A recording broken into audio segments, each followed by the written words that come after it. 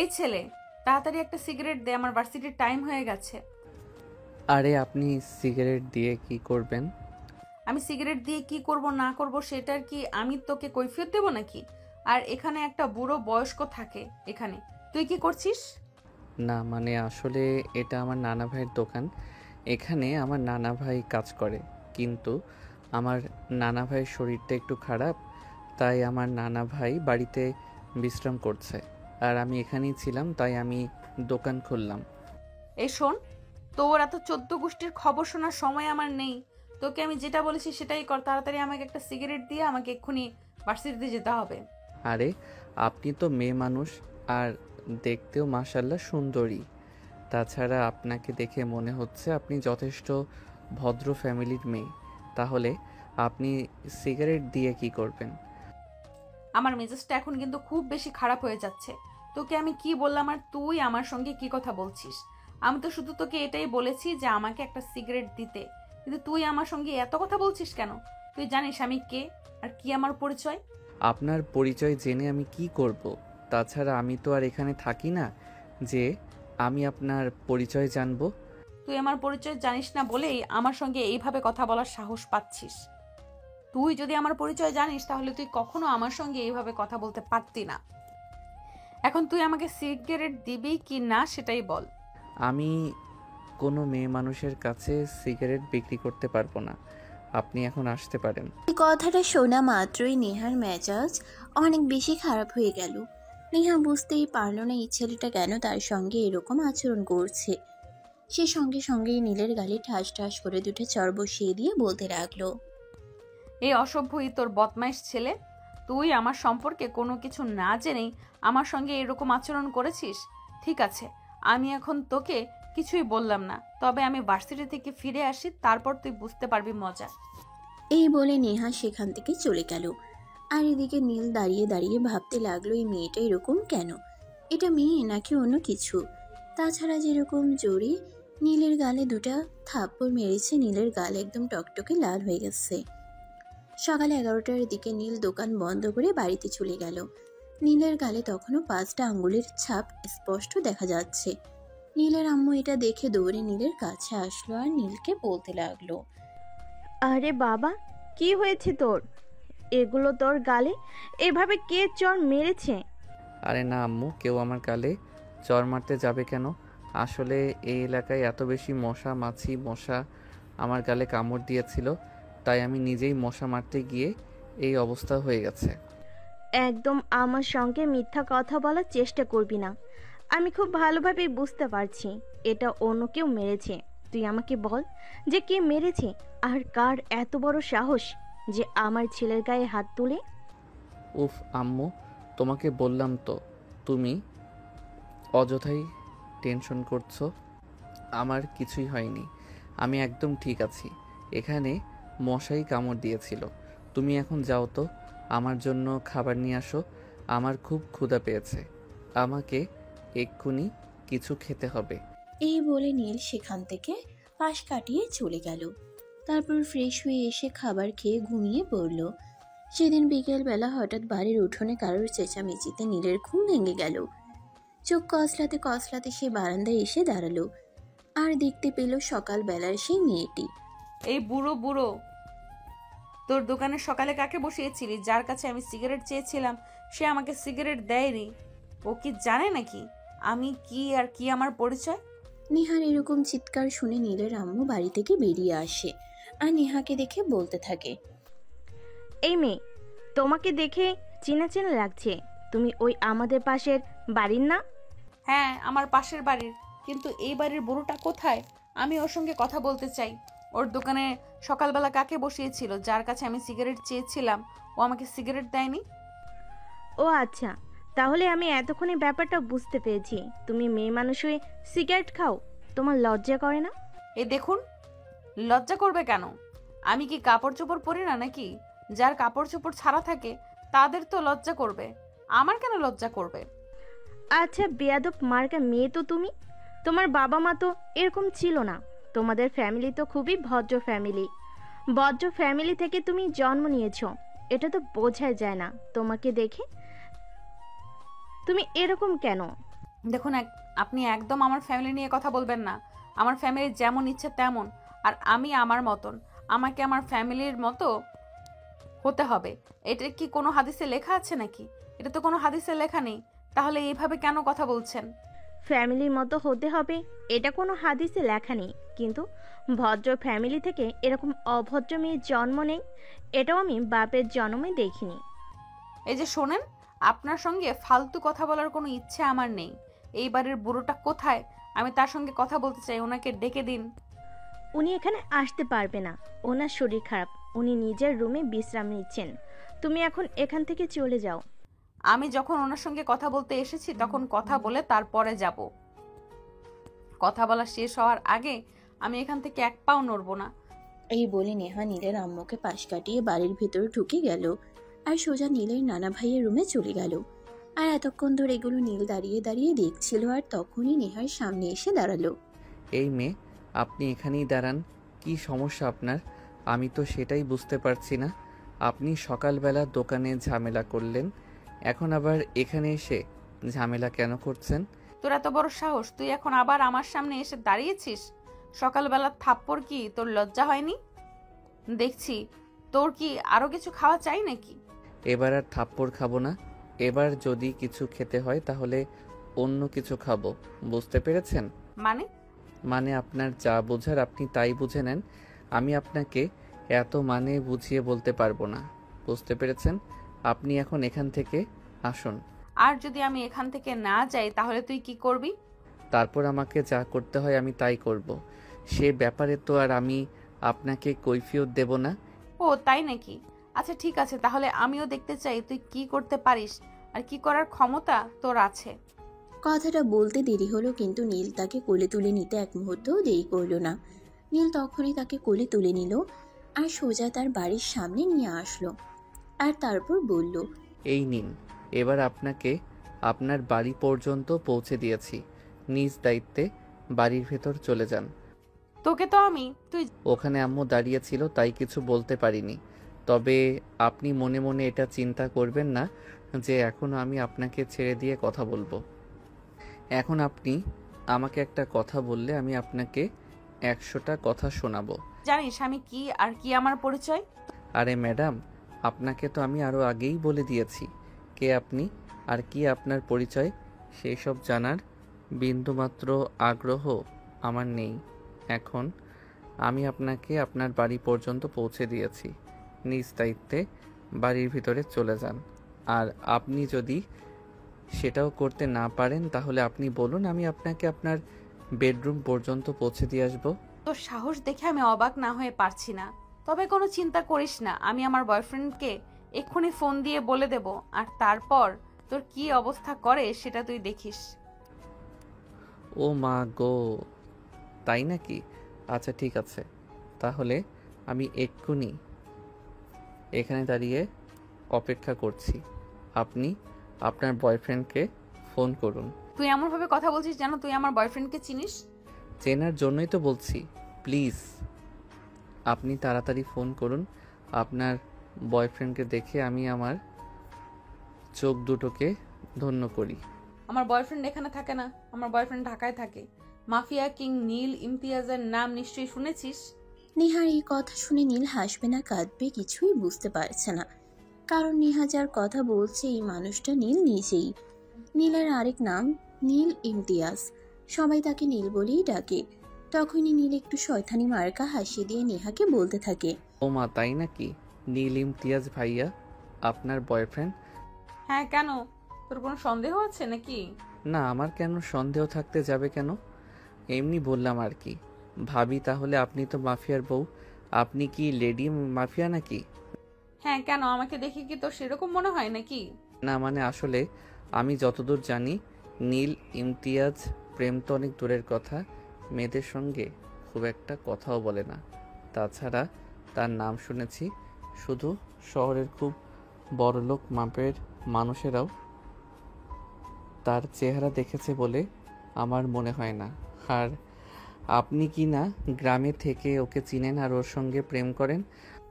হ্যাঁ, সেটা কি তুই দেখতে পাচ্ছিস না নাকি? আমি গ্রামে থাকি বলে কি হয়েছে? আমি তো সবার সামনে শো অফ করতে পছন্দ করি না, তাই আমি আড়ালেই থাকি। ও আচ্ছা, তাই নাকি? তাহলে তো আপনি খুব ভালো মানুষ। আচ্ছা, আপনি একটা কাজ করতে পারবেন? আপনার বয়ফ্রেন্ডের সঙ্গে আমাকে একবার একটু দেখা করিয়ে দিতে পারবেন? ওনার সঙ্গে আমার একটু দরকার ছিল। আমার বয়ফ্রেন্ডের সঙ্গে আপনার কি দরকার সেটা আপনি আমার সঙ্গে বলুন, আমি পারলে আপনাকে করে দেব। কিন্তু আমি কেন আপনাকে আমার বয়ফ্রেন্ডের সঙ্গে দেখা করিয়ে দেব? আমার বয়ফ্রেন্ড যার তার সঙ্গে দেখা করে না। কিন্তু ম্যাডাম, আমার ওনার সঙ্গে দরকার, আমার ওনাকেই বলতে হবে। প্লিজ, আপনি তো খুব ভালো মনের মানুষ, তাই আমাকে ওনার সঙ্গে একটু দেখা করিয়ে দিন। আমি আপনার কাছে চিরকৃতজ্ঞ থাকব। বললাম তো আমি আপনাকে আমার বয়ফ্রেন্ডের সঙ্গে দেখা করাতে পারবো না। আপনার যদি কোনো দরকার থাকে তাহলে আপনি আমার সঙ্গে বলতে পারেন, আমি আপনার সমস্যার সমাধান করে দেব। কিন্তু আমার বয়ফ্রেন্ড যার তার সঙ্গে তার দেখা করে না। আচ্ছা ঠিক আছে, আপনি যদি আপনার বয়ফ্রেন্ডের সঙ্গে দেখা করিয়ে না দেন তাহলে আর কি করব? আচ্ছা, আমি তাহলে আসি। এই বলে নীল সেখান থেকে চলে আসে। অপরদিকে নেহা বাড়ির ভিতরে চলে যায়। আজ বাড়িতে আসতে মোটামুটি আধ ঘন্টার মতো লেট হয়েছে। এটা দেখে তার আম্মু তাকে প্রশ্ন করে। কি ব্যাপার নেহা, তুমি তো প্রতিদিন বিকেল 3টার মধ্যেই বাসায় পৌঁছে যাও, কিন্তু আজ তো বিকেল 3:30 বেজে গেছে। তোমার এতক্ষণ লেট হলো কেন? আমি যাই কিছু করি না কেন, সব ব্যাপারে কি তোমাদের কৈফিয়ত দিতে হবে নাকি? আমার তো বাইরে কোনো দরকার থাকতে পারে আর সেজন্য লেট হতে পারে, তাই বলে তোমাদের কাছে কৈফিয়ত দিতে হবে নাকি? এখানে কৈফিয়তে দেওয়ার কি আছে? এখানে কৈফিয়ত দেওয়ার কি আছে আমি সেটাই বুঝতে পারলাম না। আমি তোমার আম্মু, আমি তোমাকে এইটুকু প্রশ্ন করতেই পারি, তুমি কেন এরকম করছো? একজন মানুষ নিজের প্রয়োজনেই বাইরে সময় কাটায়, প্রয়োজন ছাড়া কেউই কখনো বাইরে থাকে না, এটা তোমার বোঝা উচিত। এরপর নেহা তার আম্মুকে আর কোনো কথা বলার সুযোগ না দিয়েই সেখান থেকে নিজের রুমে চলে আসে। ড্রেস চেঞ্জ করে ফ্রেশ হয়ে মোবাইল টিপতে থাকে। তখনই হঠাৎ সে দেখতে পায় তার ফেসবুকে একটা ফেসবুক আইডি থেকে ফ্রেন্ড রিকোয়েস্ট এসেছে। সঙ্গে সঙ্গে এসে আইডিটাতে ঢুকলো। আইডিটাতে ঢুকে তো তার চক্ষু একদম চড়ক গাছ, কারণ সে ফেসবুক আইডির নাম নীল ইমতিয়াজ। তার স্বপ্নের মানুষটা তাকে ফ্রেন্ড রিকোয়েস্ট পাঠিয়েছে, এটা সে ভাবতেই পারছে না। তখনই সে সঙ্গে সঙ্গে মেসেজ করলো। আপনি কি সত্যি সত্যি নীল ইমতিয়াজ বলছেন? হ্যাঁ, আপনার সঙ্গে আমার একটু কথা আছে, তাই আমি আপনাকে ফ্রেন্ড রিকোয়েস্ট পাঠিয়েছি। হ্যাঁ বলুন না, আপনি কি বলবেন? আপনি তো আমার স্বপ্নের সেই পুরুষ যাকে নিয়ে আমি প্রতিদিন স্বপ্ন দেখি, যার কথা আমি সবার কাছে বলে বেড়াই। হ্যাঁ, আমি এই ব্যাপারেই আপনার সঙ্গে কথা বলতে চাই। আপনি আমার নাম বেচে খাচ্ছেন কেন বলেন তো? আপনি সবার কাছে বলে বেড়াচ্ছেন আমি নাকি আপনার বয়ফ্রেন্ড। আমি তো আপনাকে জীবনে কোনো দিন দেখিনি, তাহলে আপনি কেন করছেন এরকম? কেন আমার নাম বেচে খাচ্ছেন? না মানে আসলে বিষয়টা ওরকম নয়, আপনি একটু ঠান্ডা হন, আপনি আমার কথাগুলো বোঝার চেষ্টা করেন, আমি আপনাকে সব কিছু বুঝিয়ে বলছি। আমি কোনো কথা শুনতে চাই না। আপনার কোনো কথা শোনার ইচ্ছে আমার নেই। আমি আপনাকে লাস্টবারের মতো ওয়ার্নিং দিচ্ছি, আপনি আর কখনো আমার নাম বেচে খাবেন না। আপনি তো নিশ্চয়ই আমার সম্পর্কে জানেন। আপনি যদি আর একবারও আমার নাম বলে কিছু করেছেন তাহলে আপনার এমন অবস্থা করব যেটা আপনি কল্পনাও করতে পারবেন না। এরপর নেহাকে আর কোনো কথা বলার সুযোগ না দিয়ে সঙ্গে সঙ্গে ওই ফেসবুক আইডিটা অফলাইন হয়ে গেল। আর এদিকে নেহা মনে মনে ভাবতে লাগলো, হায় আল্লাহ, এটা কি হলো? এই মানুষটা কিভাবে জেনে গেল আমি তার নাম ব্যবহার করে যাচ্ছি? এখন কি হবে? এখন তো আর কেউ আমাকে ভয় পাবে না। সবাই তো মনে করতো নীল ইমতিয়াজ আমার বয়ফ্রেন্ড, সবাই আমাকে অনেক সম্মান করতো আর ভয় পেত। কিন্তু এখন যদি সবাই জানতে পারে যে নীল ইমতিয়াজ আসলে আমার পরিচিত নয়, তখন কি হবে? এরপর দেখতে দেখতে আরো বেশ কয়েকদিন সময় চলে গেল। সেদিন নীল আর তার আম্মু শহরে চলে যাবে।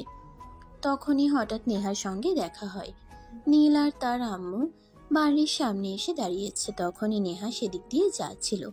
নীল তাকে ডেকে দাঁড় করালো আর বলতে লাগলো, এক্সকিউজ মি ম্যাডাম, আমরা চলে যাচ্ছি, আপনার সঙ্গে একটু কথা বলার ছিল। আমার এখন সময় নেই, আমি আপনার সঙ্গে কথা বলতে পারবো না। কেন ম্যাডাম, নীল ইমতিয়াজের সঙ্গে ব্রেকআপ হয়ে গেছে নাকি? এসব আপনি কি বলছেন? আমার ভালোবাসার মানুষের সঙ্গে আমি কেন ব্রেকআপ করতে যাব?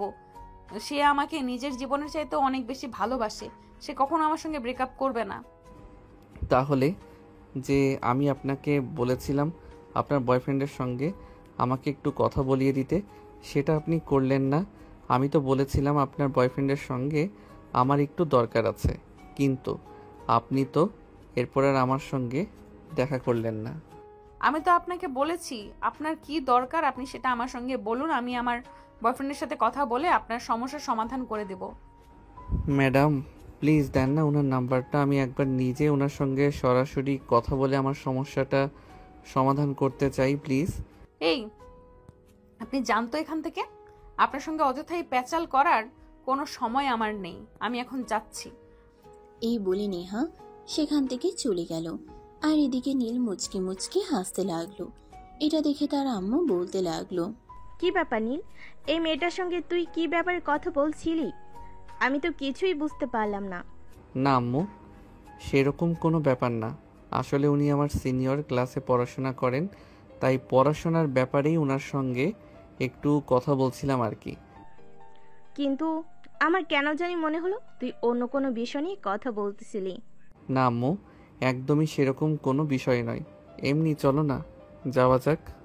এই বলে নীল তার আম্মুকে নিয়ে গাড়িতে উঠে বসে আর ঢাকার উদ্দেশ্যে রওনা দিল। ঢাকায় এসে পৌঁছাতে সন্ধ্যা হয়ে গেল। নীল বাসে এসে ফ্রেশ হয়ে শুয়ে লম্বা একটা ঘুম দিল। ঘুম ভাঙল রাত 11টায় তার মায়ের ডাকে। ঘুম থেকে উঠে রাতের খাবার খেয়ে তারপর আবারও বিছানায় চলে যায় আর মোবাইল টিপাটিপি করতে থাকে। তখনই হঠাৎ তার মনে পড়ল নেহার কথা। সে মনে মনে ভাবলো একবার নেহার সঙ্গে একটু কথা বলে মজা নেওয়া যাক। তাই সে তখনই নেহার ফেসবুক আইডিতে, এই ম্যাডাম, আপনাকে না বলেছিলাম আপনি আমার নাম বিক্রি করে খাবেন না, তারপরও আপনি আজ আবার আমাকে নিয়ে একজনের সঙ্গে কথা বলেছেন। আরে আপনি সেটা জানলেন কি করে? আপনি কি আমার পেছনে গোয়েন্দা লাগিয়েছেন নাকি? কেউ যদি আমার নাম বিক্রি করে খেতে পারে তাহলে তার পিছনে ঘুরে গোয়েন্দা লাগানো ওটা তো খুব কঠিন কিছু নয়। এখন আপনি বলেন, আপনি কেন আমার নাম বিক্রি করে খাচ্ছেন? দেখুন প্লিজ আপনি একটু শান্ত হন, আমি সবটা আপনাকে বুঝিয়ে বলছি। আসলে আমি তো গ্রামে থাকি, দেখতেও মাশাল্লাহ, তাই ছেলেরা সব সময় আমাকে বিরক্ত করতেই থাকে। আর তখনই আমি আপনার ব্যাপারে একজনের কাছ থেকে জানতে পারি, তাই আমি সবার কাছে বলে বেড়াই যে আপনি আমার বয়ফ্রেন্ড। কোনো ছেলে যখন আমাকে বিরক্ত করতে আসে আর যখন সে জানতে পারে আপনি আমার বয়ফ্রেন্ড, তখন আমাকে আর বিরক্ত করে না, সেখান থেকে সোজা পালিয়ে যায়। কিন্তু এখন যদি আমি আপনাকে বলি এতদিন ধরে আমার নাম বেঁচে খাওয়ার জন্য এখন আপনাকে পানিশমেন্ট পেতে হবে, তখন আপনি কি করবেন? না প্লিজ আপনি আমার সঙ্গে এরকমটা করবেন না, আমি না বুঝে এরকম করে ফেলেছি, আর কখনো এরকম কল্পনা জুড়ে আপনি আমাকে ক্ষমা করে দিন। না ডার্লিং, সেরকমটা হবে না। তুমি যখন ভুল করেছো তখন ভুলের মাসুল তোমাকে দিতেই হবে, পানিশমেন্ট তোমাকে পেতেই হবে। পানিশমেন্ট পাওয়া ছাড়া তোমার আর কোনো পথ খোলা নেই। প্লিজ আপনি আমাকে ক্ষমা করে দিন, আমি আর কখনোই এমন করব না, এই যে আপনাকে কথা দিচ্ছি। আপনার কথাই তো আমার সেরকম কোনো লাভ হবে না, তাই আমি ঠিক করেছি আপনি যখন সবার কাছে বলে বেরিয়েছেন যে আমি আপনার বয়ফ্রেন্ড, তাই আমি আপনাকে আমার গার্লফ্রেন্ড বানাতে চাই। শুধু গার্লফ্রেন্ড বললে ভুল হবে, আমি আপনাকে আমার বউ বানাতে চাই। না দয়া করে আপনি এরকমটা করবেন না, আপনার মতো মাফিয়া আর বউ হওয়ার কোনো ইচ্ছে আমার নেই, প্লিজ আপনি আমাকে ক্ষমা করে দিন। আপনি কোনোদিনও ক্ষমা পাবেন না, আপনাকে আমার বউ হতেই হবে। এরপর নেহাকে আর কোনো কথা বলার সুযোগ না দিয়ে নীল ডাটা অফ করে অফলাইন হয়ে গেল আর বিছানায় শুয়ে ঘুমিয়ে পড়ল। আর এদিকে নেহা মনে মনে ভাবতে লাগলো, হায় আল্লাহ, এটা আমি কি করলাম? নিজের বিপদ নিজেই ডেকে আনলাম কেন? আমি এরকমটা করতে গিয়েছিলাম, এখন কি আমাকে সত্যি সত্যি ওই মাফিয়ার বউ হতে হবে? তাহলে তো আমার জীবনটাই বরবাদ হয়ে যাবে। এইসব ভাবতে ভাবতেই আরো 2 দিন চলে গেল। সেদিন হঠাৎ করেই নেহার বাসার সামনে কুরিয়ার অফিস থেকে একজন লোক আসলো। আপনাদের বাড়ির ঠিকানা দিয়ে নেহা নামের একজনের কাছে এই পার্সেলটা এসেছে। আমিও রাম্মু, আমার মেয়েকে আবার কে পার্সেল পাঠালো? কে পাঠিয়েছে তার নাম ঠিকানা তো এখানে কিছু লেখা নেই, তবে এখানে আপনাদের বাড়ির ঠিকানাটা দেওয়া আছে আর আপনার মেয়ের নাম লেখা আছে। আপনার মেয়েকে বলুন পার্সেলটা রিসিভ করতে, আমার আবার কাজ আছে, যেতে হবে। আচ্ছা ঠিক আছে, আপনি এখানে দাঁড়ান, আমি আমার মেয়েকে ডেকে দিচ্ছি। এই বলে নেহার আম্মু সেখান থেকে বাড়ির ভিতরে চলে গেল। নেহা তখন নিজের রুমে বসে পড়াশোনা করছিল। নেহার আম্মু নেহার রুমে গিয়ে নেহাকে বলতে লাগলো, নেহা, কেউ একজন তোমার নামে একটা পার্সেল পাঠিয়েছে, কিন্তু কে পাঠিয়েছে তার নাম ঠিকানা কোনো কিছুই দেওয়া নেই। রাইডার তোমাকে পার্সেল দিতে এসেছে, বললো পার্সেল রিসিভ করতে। আরে আমাকে আবার কে পার্সেল পাঠাবে? আমি তো সেটাই বুঝতে পারছি না। আচ্ছা ঠিক আছে, তুমি যাও, আমি দেখছি। এই বলে নেহার রুম থেকে বের হয়ে বাড়ির বাইরে আসে আর দেখে রাইডার দাঁড়িয়ে আছে। তখন সে রাইডারের কাছে জিজ্ঞাসা করে, দেখুন, আমার মনে হয় আপনি জানেন এই পার্সেলটা কে পাঠিয়েছে, তাই আমাকে বলুন কে পাঠিয়েছে। আমি জানলে অবশ্যই আপনাকে বলতাম। আমি সত্যি জানি না এই পার্সেলটা আপনাকে কে পাঠিয়েছে। যাই হোক, আপনি এখানে একটা সাইন করে দিন। আমার আবার অনেকগুলো পার্সেল জমা পড়ে আছে, এগুলো ডেলিভারি করতে হবে। আচ্ছা ঠিক আছে, দিন, আমি সাইন করে পার্সেল রিসিভ করছি। এই বলে নেহা রাইডারের কাছ থেকে পার্সেলটা রিসিভ করে নেয় আর বাসার ভিতরে চলে যায়। তখনই তার মনে কৌতূহল জাগলো কে এই পার্সেলটা পাঠিয়েছে আর এর ভিতরে কি আছে। এসব চিন্তা করতে করতে সে পার্সেলটা খুলতে লাগলো। পার্সেলটা খুলে এসে দেখতে পেল এর ভিতরে একটা শাড়ি আর কিছু অর্নামেন্টস রাখা আছে। সে ভাবতেই পারছে না এগুলো।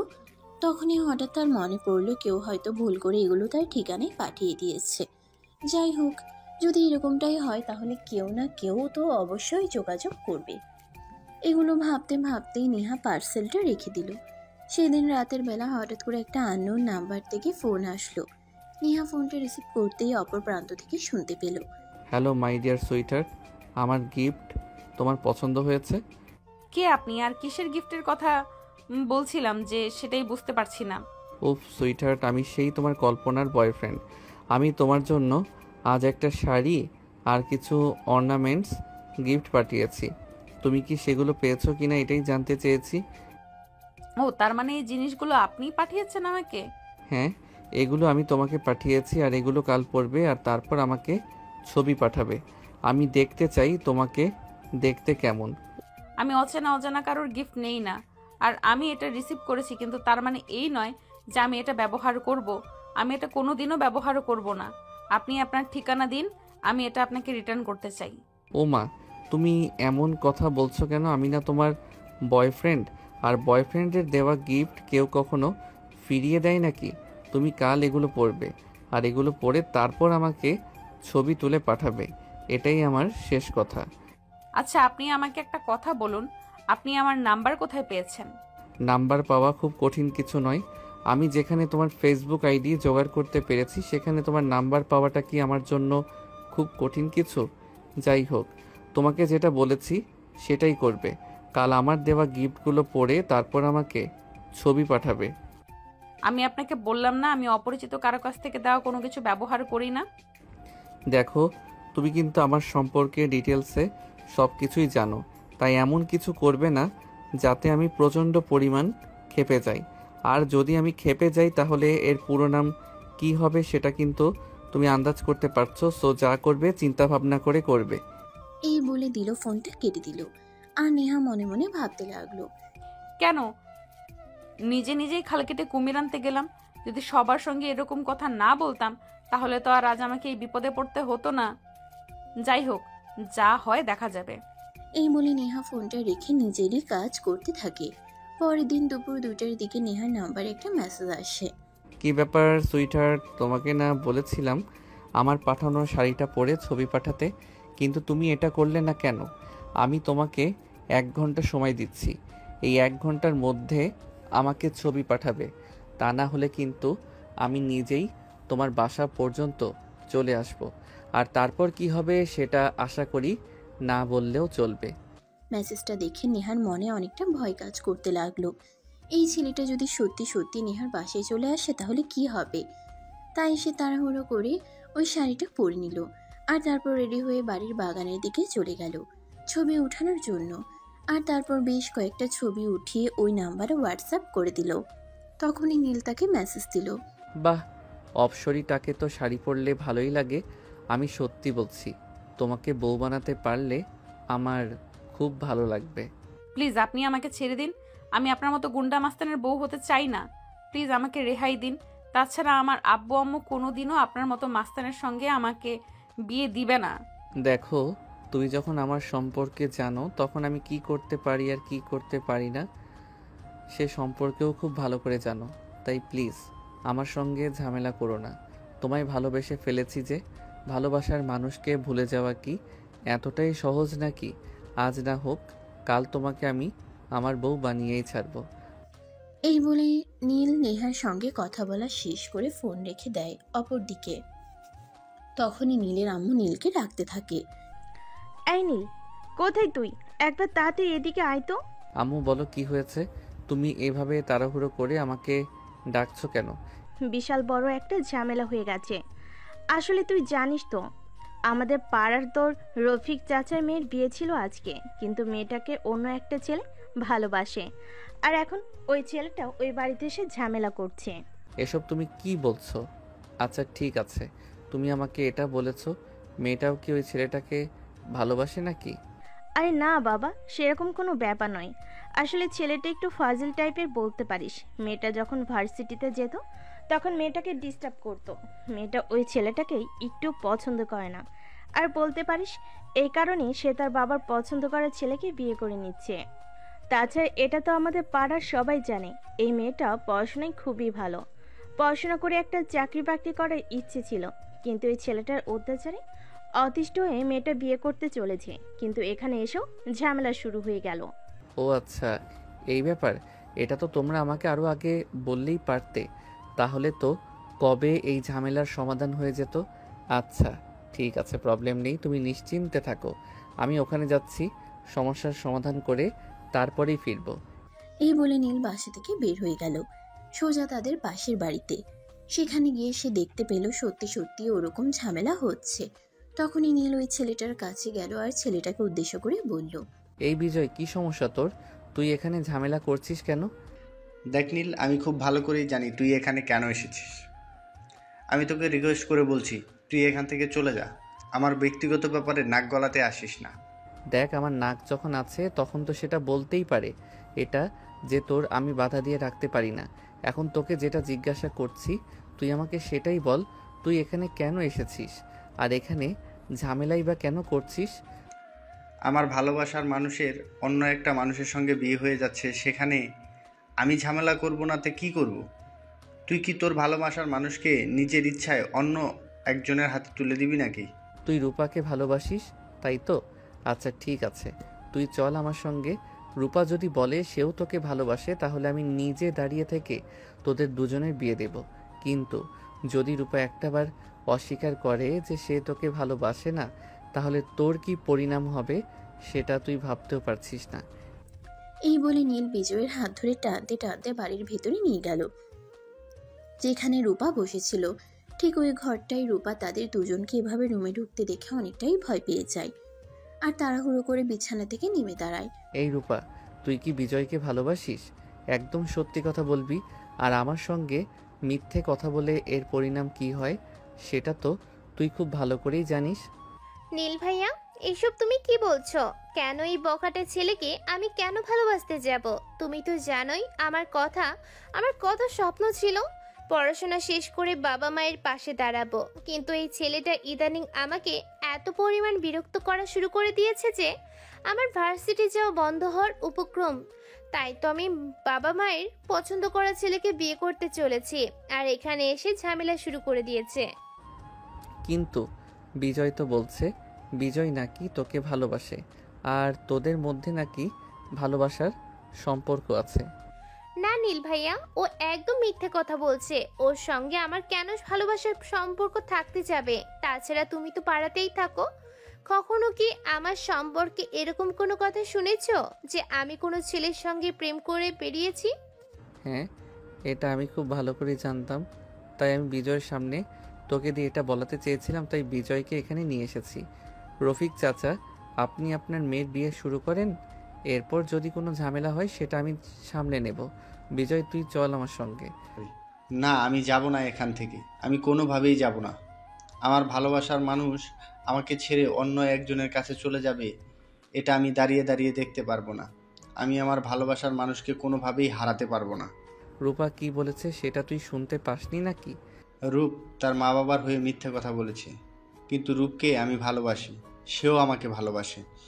আমি রূপকে এখান থেকে নিয়ে তারপরে যাব। রূপকে ছাড়া আমি এখান থেকে এক চুলও নড়ব না। আমি বুঝতে পেরেছি, এভাবে কাজ হবে না। এটা বলে নীল তখনই আর এক মুহূর্তও দেরি না করে বিজয়কে মারতে শুরু করে।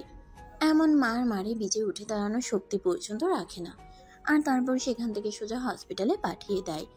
আর এদিকে রূপার বিয়েও প্রায় শেষের পথে। তখনই নীল আবার রূপার সঙ্গে দেখা করতে আসে। রূপা, ঝামেলা সব শেষ করে দিয়েছি, এখন তুই নিশ্চিন্ত মনে শ্বশুর বাড়ি যেতে পারিস। বিজয় আর কোনোদিন তোর সামনে এসে দাঁড়ানোর সাহসটাও দেখানোর সাহস পাবে না। তোমাকে অসংখ্য ধন্যবাদ নীল ভাইয়া। তুমি না থাকলে আজ হয়তো আমার বিয়েটাই হতো না, আর সারা জীবন হয়তো আমাকে একটা সমস্যার সম্মুখীন হয়ে বেঁচে থাকতে হতো। আরে ধন্যবাদ দেওয়ার কি আছে, তুই তো আমার বোনের মতোই। আর ভাই হয়ে বোনের এইটুকু উপকার যদি করতে না পারি তাহলে আমি কেমন? আচ্ছা ঠিক আছে, এখন তুমি নিশ্চিন্ত মনে শ্বশুর বাড়ি যাও। এই বলে নীল বাড়িতে ফিরে আসে, আর বাড়িতে ফিরে আসতে তার আম্মু তাকে বলতে থাকে, কি ব্যাপার নীল, ঝামেলা শেষ করে এসেছিস তো? এটা নিয়ে আবার পরবর্তীতে কোনো ঝামেলা হবে না তো? না, একদমই হবে না। আর তুমি তো তোমার ছেলের সম্পর্কে খুব ভালো করেই জানো। তোমার ছেলে যখন কোনো সমস্যা সমাধান করতে যায় তখন সেটা সমাধান না হওয়া পর্যন্ত সে এর পিছু ছাড়ে না। হ্যাঁ, সেটা তো আমি জানি, আর জানি বলেই তো তোকে পাঠিয়েছি। আচ্ছা ঠিক আছে, এখন নিজের রুমে গিয়ে বিশ্রাম কর। আমি তোর জন্য খাবার পাঠিয়ে দিচ্ছি, খাবারটা খেয়ে নিস। নীল তখন কোনো কথা না বলে নিজের রুমে চলে গেলে কিছুক্ষণ পর আম্মু তার ছোট বোনকে দিয়ে তার জন্য খাবার পাঠায়। অপরদিকে নীল নেহাকে মেসেজ করছিল। আমার জান পাখিটা কে করছে? মেসেজটা নেহার কাছে পৌঁছানোর আগেই নীলের ছোট বোন প্রিয়া সেটা দেখে ফেলে। কি ব্যাপার, আমার হাপা কুপা ভাইটাও দেখছি প্রেমে পড়তে শুরু করছে নাকি? ওই দেখো, একদম বেশি কথা বলার চেষ্টা করবি না। আমি প্রেম করতে যাব কেন? আর তোকে কে বলেছে আমি প্রেম করছি? এই তো আমি দেখতে পেলাম তুমি কাউকে কিছু একটা মেসেজ করলে, আর আমাকে দেখে তাড়াহুড়া করে মোবাইলটা লুকিয়ে ফেললে। এটা মানুষ তখনই করে যখন মানুষ কারো প্রেমে পড়ে। দেখ একদম বেশি পাকনামো করবি না, তাহলে কিন্তু চটকানা মেরে তোর সবকটা দাঁত ফেলে দিব বলে দিলাম। এত কথা বলতে তোকে কে বলেছে? আরে ভাই, আমি এত কথা কোথায় বললাম? আচ্ছা প্লিজ একটাবার দেখা না, আমার হুবো ভাবিটাকে দেখা না। দেখি আমার হুবো ভাবি কতটা সুন্দর, যার মুখ দেখে আমার ভাই প্রেমে পড়ে গেছে। যেখানে কিনা আমার ভাই কোনো মেয়ের সঙ্গে নিজে থেকে কথাই বলতে চায় না। তুই যাবি এখান থেকে না মায়ের খাবি? কোনটা করবি তুই সেটাই ঠিক কর। এখানে দাঁড়িয়ে থেকে মায়ের খাওয়ার কোনো ইচ্ছাই নেই আমার। আমি এখান থেকে চলে যাচ্ছি। এই বলে প্রিয়া সেখান থেকে চলে গেল, আর নীল খাবার খেয়ে বিশ্রাম নিতে লাগলো। পরের দিন সকালবেলা ঘুম থেকে উঠে প্রিয়া নীলকে ডাকতে থাকে, এই ভাইয়া ভাইয়া, কোথায় তুই? এখনো ঘুম থেকে উঠছিস না কেন? তাড়াতাড়ি একটু ঘুম থেকে উঠ, আমাকে আজকে কলেজে পৌঁছে দিবি। সাত সকালবেলা আমার ঘুমের 12টা না বাজালে তোর ভালো লাগে না বুঝি? কেন তুই আমাকে ঘুম থেকে ডেকে তুলেছিস? তুই তো খুব ভালো করে জানিস সকাল সকাল আমি ঘুম থেকে উঠতে পারি না। আরে ভাইয়া, আমার ড্রাইভার আঙ্কেলের শরীরটা আজকে ভালো নেই, তাই উনি আমাকে কলেজে পৌঁছে দিতে পারবেন না। তো কি হয়েছে? আজ কলেজে যেতে হবে না? একদিন কলেজে না গেলে সেরকম কোনো ক্ষতি হবে না। আরে ভাইয়া, তুমি জানো না আগামী সপ্তাহ থেকে আমাদের পরীক্ষা শুরু হতে চলছে। এখন প্রত্যেকটা ক্লাস করা আমার জন্য খুবই ইম্পর্টেন্ট, তাই একটু তুই আমাকে আজ কলেজে পৌঁছে দিয়ে আয়। দূর, একটু শান্তি মতো ঘুমাতেও দিলি না। আচ্ছা ঠিক আছে, যা রেডি হও, আমি আসছি। এই বলে নীল বিছানা থেকে নেমে ফ্রেশ হয়ে তৈরি হয়ে নিল। তারপর প্রিয়াকে নিয়ে তার কলেজে চলে আসলো। প্রিয়া গাড়ি থেকে নামার পর নীল গাড়ি থেকে নামলো। তখনই হঠাৎ কলেজের কিছু বখাটে ছেলে প্রিয়াকে উদ্দেশ্য করে বলতে থাকলো, সুন্দরী, কি ব্যাপার? প্রতিদিন তো ড্রাইভার নিয়ে কলেজে আসিস, আর আজ দেখছি একদম বয়ফ্রেন্ডের নিয়ে চলে এসেছিস। একদম মুখ সামলে কথা বলবি। তারপর কিছু বলতে চাইলে নীল তাকে কিছু বলতে না দিয়ে ক্লাসরুমে চলে যেতে বলে, আর প্রিয়াকে এটা বলল যে সে এই ব্যাপারটা দেখে নেবে। এদিকে প্রিয়া তার ভাইয়ার কথা অক্ষরে অক্ষরে পালন করে, তাই সে কোনো কথা না বলে চুপচাপ নিজের ক্লাসরুমে চলে গেল। আর এদিকে বখাটে ছেলেগুলো প্রিয়াকে দেখে হাসতে লাগলো। ছেলেগুলোর সামনে দাঁড়িয়ে বলতে লাগলো। কি ব্যাপার, তোমরা ওকে নিয়ে এভাবে মজা করছো কেন? মজা করবো না তো কি করবো? এতদিন তো ও ড্রাইভার নিয়ে কলেজে আসতো, আর আজ একদম বয়ফ্রেন্ড নিয়ে কলেজে এসেছে। আমরা যে কলেজে এত সুন্দর হ্যান্ডসাম ছেলেগুলো রয়েছি, আমাদের দিকে একটাবার পাত্তাও দেয় না, আর সেখানে কিনা বাইরে থেকে বয়ফ্রেন্ড নিয়ে আসে। তোমরা কি করে জানলে যে আমি ওর বয়ফ্রেন্ড হই? এখানে জানার আর বোঝার কি আছে, দেখেই মনে হচ্ছে। দেখো, চোখের দেখা সব সময় ঠিক হয় না, লোকের দেখাই ভুল থাকতে পারে। তাই আমি তোমাদেরকে একটু ওয়ার্নিং দিয়ে যাচ্ছি, কোনো মেয়েকে ইফটিজিং করার আগে বুঝে নিবে এটা তার বয়ফ্রেন্ড নাও হতে পারে। আর ইফটিজিং করবেই বা কেন? তোমরা তো কলেজে পড়াশোনা করতে এসেছো, এখানে কোনো মেয়েকে টিচ করার অধিকার তো তোমাদের নেই। নীলের এই কথাটা শুনে উপস্থিত সবকটা ছেলে হো হো করে হাসতে লাগলো আর বলতে লাগলো। এরা শুনেছিস কি বলেছে? কলেজের সিনিয়র আমরা, বুঝতে পারছো? এখানে আমরা কি করব না করব সেটা আমাদের ব্যক্তিগত ব্যাপার, এখানে আমাদের সঙ্গে না গলাতে এসো না। আরে ভাই, আমি তোমাদের সঙ্গে নাক গলাতে কেন যাব? শুধু তোমাদেরকে ছোট্ট একটা ভুল ধরিয়ে দিতে চাই। তোমরা হয়তো জানো না কার সঙ্গে তোমরা টিচ করছো। ওমা, তাই নাকি? তাহলে তুই বলে দে আমরা কার সঙ্গে ঠিক করেছি। আমি বললে তো তোমাদেরকে এখানে বলতে পারবো না। আমি যদি তোমাদেরকে এটা বলি তাহলে তোমাদেরকে আমার সঙ্গে একটু বাইরে যেতে হবে, কারণ এটা তো কলেজ ক্যাম্পাস, এটা শিক্ষা প্রতিষ্ঠান। এখানে সবাই শিক্ষা গ্রহণ করতে আসে, কুশিক্ষা নয়। ও তাই নাকি? আচ্ছা ঠিক আছে, চলো তাহলে। চলো আমার সঙ্গে। এই বলে নীল ওই ছেলেগুলোকে নিয়ে সোজা একটা খোলা মাঠে চলে আসলো। ছেলেগুলো গাড়ি থেকে নেমে চারপাশটা একবার ভালো করে দেখে নিল, আর তারপর নীলের দিকে তাকিয়ে বলতে লাগলো। এই, তুই আমাদেরকে এখানে নিয়ে এসেছিস কেন? ও মা, তোমরাই না একটু আগে বললে কার সঙ্গে টিচ করছো এটা জানতে চাও। এটা জানানোর জন্যই তো আমি তোদেরকে এখানে নিয়ে আসলাম। এটা একটা খোলা মাঠ। আমার চোখ দুটো একদম সম্পূর্ণ ঠিক আছে, আমি নিজেও দেখতে পাচ্ছি এটা একটা খোলা মাঠ। আর তোমাদেরকে এখানে এই জন্য নিয়ে এসে যে এখানে চারপাশে কেউ নেই, এখানে তোমাদের সঙ্গে যাই কিছু করি না কেন তার স্বাক্ষর প্রমাণ দেওয়ার জন্য কেউ থাকবে না। মানে তুই কি বলছিস? আমি তো কিছুই বুঝতে পারছি না। কিছুই বুঝতে হবে না, আমি তোমাদেরকে বুঝিয়ে দেব। এই বলে নীল সবকটাকে ইচ্ছে মতো পেটাতে শুরু করলো। মার খেয়ে সব কয়টার অবস্থা একদম দফা রফা। সবগুলোকে ইচ্ছা মতো মার দিয়ে তারপর নিয়ে বলতে লাগলো। ঢাকা শহরে থাকিস যখন, তখন নীল ইমতিয়াজের নাম নিশ্চয়ই শুনেছিস, তাই না? হ্যাঁ, কিন্তু তার সঙ্গে আপনার কি সম্পর্ক? আমি নীল ইমতিয়াজ, আর আমার বোনের তার সঙ্গে তোরা টিচ করার চেষ্টা করিস। বস, আমাদের ভুল হয়ে গেছে, প্লিজ আপনি আমাদেরকে ক্ষমা করে দেন। আমরা কখনো এরকম করব না। আপনার বোনকে আমরা নিজের বোনের মতো দেখব। এখন থেকে আপনার বোনকে সবসময় আমরা পাহারা দিয়ে রাখবো। প্লিজ আপনি আমাদেরকে ক্ষমা করে দেন, আমরা আপনাকে চিনতে পারিনি। তাহলে এই কথাটা সব সময় মাথায় রাখবি।